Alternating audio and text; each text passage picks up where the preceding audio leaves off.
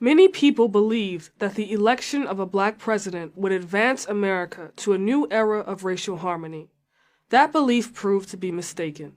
In retrospect, it was naive to think that a single event, even the election of a black president, would wash away a stain so deeply ingrained in our culture. The debate about how much racism there is in America, and specifically the disparity between the races, is just as fierce as ever. That's okay with me. Discrimination still exists. Let's deal with it openly and honestly. Unfortunately, that's very hard to do. One reason I've discovered is that many people feel that they have to treat blacks with kid gloves. They think this is noble, enlightened, progressive. It's not. It's demeaning and condescending. In fact, it's racist. A recent experience brought this home to me.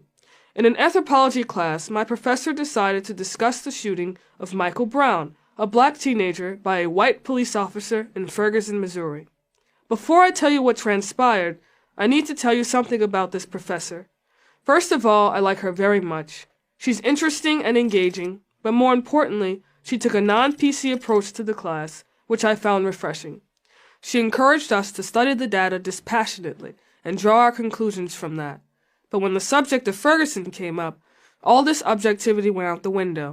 When a classmate said, following a debate over the details of the case, that the facts ultimately don't matter, my professor agreed. All that matters, this classmate added, is that a black boy was killed by a white cop. Another example of racism in a racist society, pure and simple.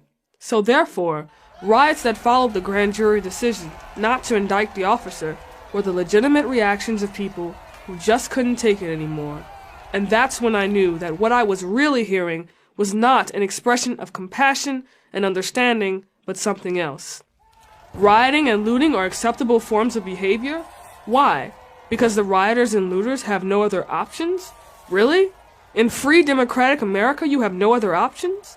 Does this apply to all ethnic groups? Hispanics? Southeast Asians? Pacific Islanders? Of course not. But we, the enlightened ones, are ready with a pre-packaged list of excuses when blacks riot and loot.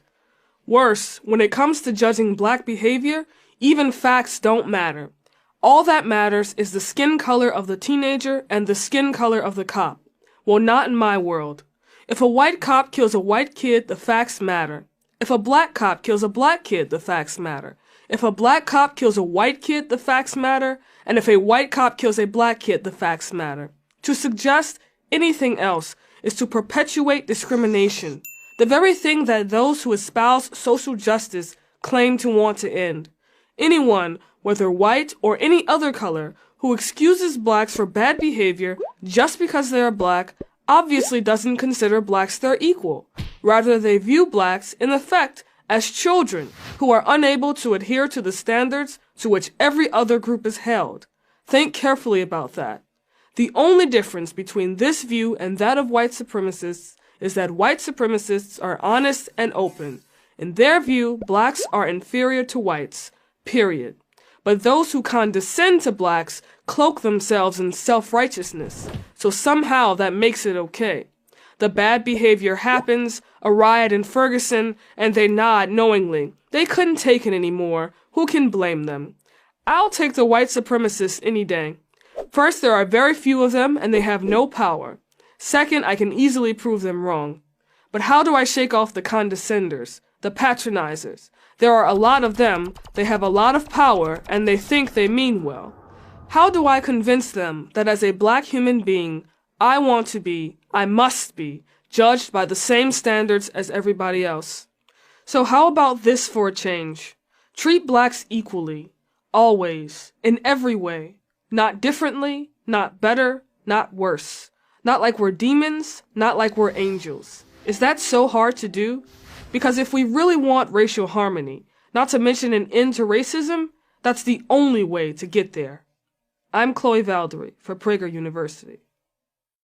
Join Prager University. Click here to subscribe to our YouTube channel. Click here to sign up for free at prageru.com for quizzes, contests, and prizes.